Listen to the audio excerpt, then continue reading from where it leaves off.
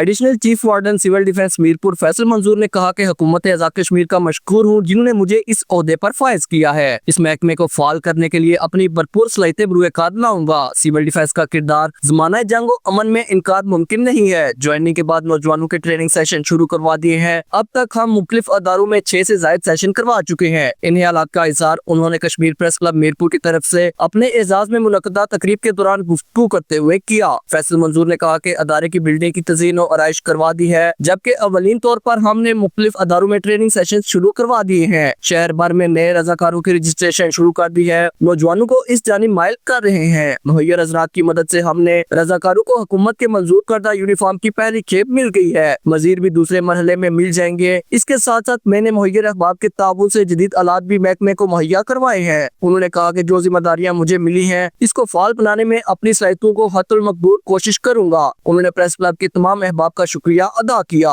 Usama हिजर, JK news, Mirpur, Azad Kashmir.